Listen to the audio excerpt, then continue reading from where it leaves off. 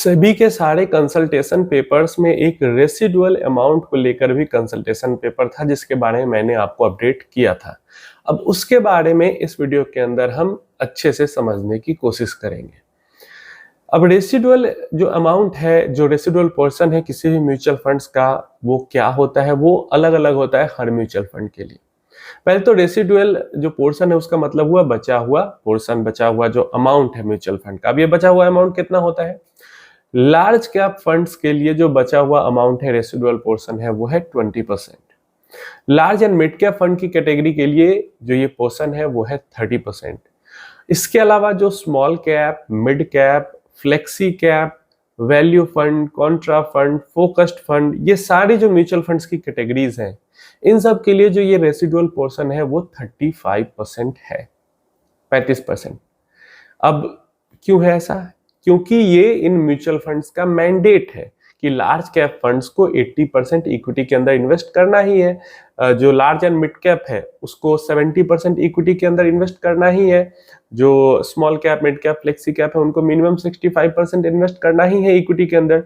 तो जो बचा हुआ पैसा है, पोर्शन है, वो रेसिडुअल हो गया। अब सेबी इस मैंडेट के अंदर, सेबी का जो नया कंसल्टेशन पेपर है, अभी ये मैंडेट नहीं हुआ है, लागू नहीं हुआ है, इसके अंदर सेबी कह रही है कि म्यूचुअल फंड्स को अलाउ करें कि जो रेसिडुअल जो पोर्शन है उसको वो चाहे तो रीट्स के अंदर, रियल एस्टेट इन्वेस्टमेंट ट्रस्ट या इंफ्रास्ट्रक्चर इन्वेस्टमेंट ट्रस्ट जो है इनविट्स रीट्स, उनके अंदर ये कर सके, या चाहे तो जो प्रीसियस मेटल्स हैं, गोल्ड सिल्वर, उनके अंदर कर सके, या फिर मतलब इन दोनों को अगर हम छोड़ देते हैं तो डेट कैटेगरी के अंदर करें।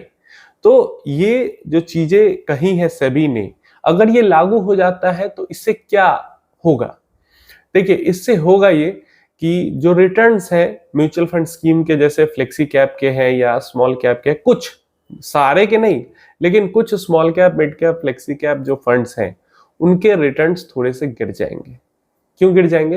रिटर्न भी गिरेंगे और साथ में वॉलेटिलिटी भी गिरेगी। अभी देखिए, अभी क्या करते हैं ये सब, जो जितना भी मैंडेट होता है उसके अलावा जो भी पैसा बचता है फंड मैनेजर उसको लार्ज कैप के अंदर इन्वेस्ट करके रखते हैं। हम स्मॉल कैप में भी देखेंगे तो 65-70% स्मॉल कैप के अंदर इन्वेस्टेड रहता है, बाकी मिड और काफी ज्यादा जो है पोर्शन रेसिडुअल वो लार्ज कैप के अंदर इन्वेस्टेड होता है।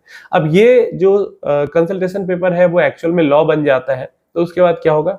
मुझे जो लगता है फंड मैनेजर जो है वो अलग अलग एसेट क्लास को इंक्लूड करने की कोशिश करेंगे। डेट से कुछ पैसा डाल लेंगे, डेट में कुछ पैसा डाल देंगे, कुछ पैसा गोल्ड सिल्वर वगैरह में भी वो डाल सकते हैं।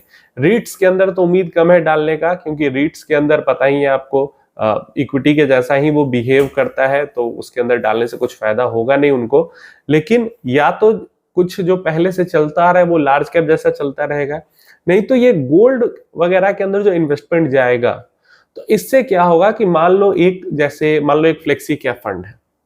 अब फ्लेक्सी कैप फंड ने अपना 70% इन्वेस्टमेंट इक्विटी के अंदर कर रखा है, लार्ज मिड स्मॉल अपना मिलाकर, और मान लो 20% गोल्ड के अंदर इन्वेस्टमेंट कर दिया, या 25% गोल्ड के अंदर इन्वेस्ट कर दिया, और 5% अपना उसने कैश रखा हुआ है।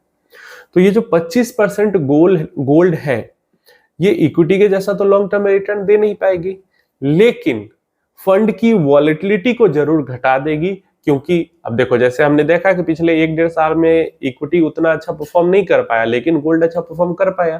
तो इस कारण से एक बढ़ घट करके जो वॉलेटिलिटी है फंड की वो कम हो जाएगी, लेकिन लॉन्ग टर्म ग्रोथ भी है जो फंड का वो कम हो जाएगा। ये होगा। सेम वैसे ही मान लो स्मॉल कैप के अंदर भी होता है। मान लो 65% स्मॉल कैप के अंदर इन्वेस्टेड है, 5-7% लार्ज कैप के अंदर, 20% गोल्ड के अंदर, 5% कैश है। तो अब सोचो यहाँ पे भी वही होगा, वॉलेटिलिटी जरूर कम हो जाएगी, घट जाएगी, लेकिन जो लॉन्ग टर्म ग्रोथ है फंड्स का वो भी थोड़ा सा कम हो जाएगा। जैसे मल्टी एसेट फंड होते हैं जो अलग अलग एसेट के अंदर इन्वेस्टमेंट करते हैं, तो वो तो अपना उनका अलग मैंडेट रहता है, लेकिन यहाँ पे मेजॉरिटी पोर्शन इक्विटी में जरूर इन्वेस्टेड होगा, लेकिन बचा हुआ में से फंड मैनेजर को छूट कहीं भी के लिए भी दे दिया जाए तो फंड मैनेजर हमेशा सेफर जो एसेट होता है उसको ही चूज करता है। जैसे स्मॉल कैप के अंदर आप देखोगे जितना भी रेसिडुअल पोर्शन अभी तक रहता है वो लार्ज कैप के अंदर ही फंड मैनेजर डाल के रखते हैं, क्योंकि लार्ज कैप फंड मैनेजर के लिए सेफर है स्मॉल कैप के मुकाबले में।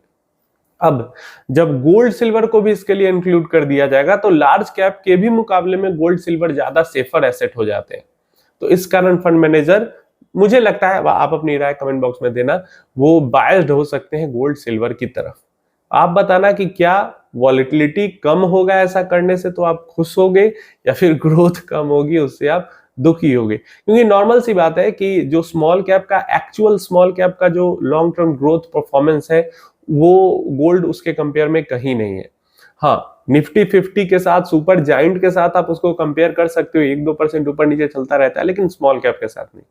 तो ऐसे में आप बताओ, आप खुश हो इसको लेकर? अगर ये रूल बन के आ जाता है तो आप खुश हो कि वॉलेटिलिटी कम होगी, या दुखी हो कि ग्रोथ कम होगा? तो ऐसे में हमें बहुत प्रिसाइज होके और आगे चल के इन्वेस्टमेंट करना पड़ेगा, चुन के कि कौन सा फंड मैनेजर है जो कि स्मॉल कैप में इन्वेस्ट ज्यादा कर रहा है, कौन सा है जो कि अलग अलग एसेट क्लास में घुस रहा है।